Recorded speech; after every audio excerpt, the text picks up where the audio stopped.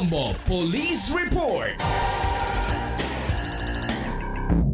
Sa ating police report, isang magsasaka patay matapos lamunin ng isang rice harvester dyan sa may Kabatuan, Iloilo. May update ang Bombo Radio Iloilo.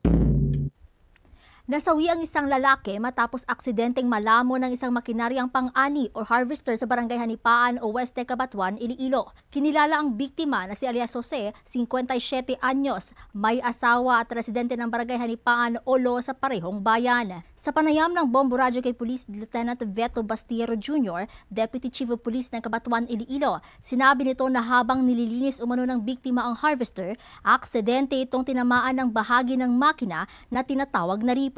Tinamaan ang kanang bahagi ng kanyang katawan, kabilang ulo, kamay at paa. Ang harvester ay pagmamay-ari ni Maria Elvera Zanoria na tiyahin rin ng biktima.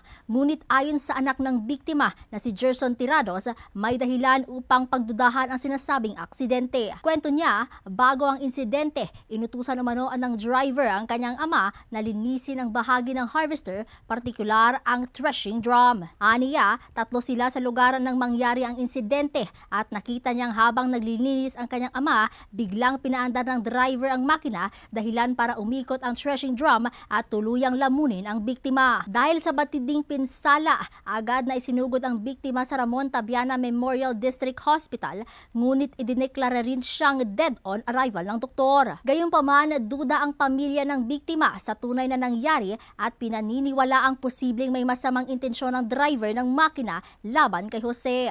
Dahil dito, nananawagan sila ng hustisya para sa pagkamatay ng kanilang mahal sa buhay.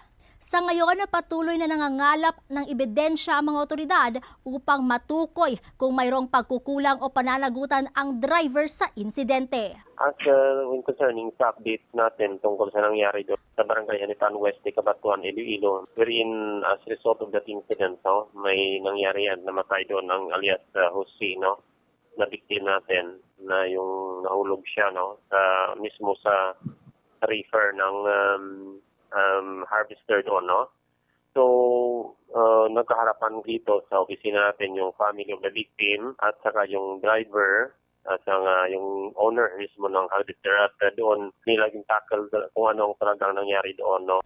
Mula rito sa Bombo Radio Iloilo para sa Bombo Network News, ako si Bombo Laika San Diego and this is Bombo Radio Philippines, the #1 and the most trusted source of news and information.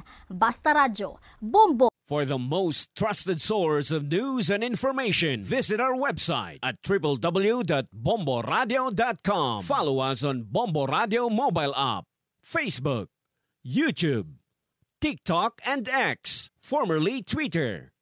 Like, share, and stay connected. Anytime, anywhere.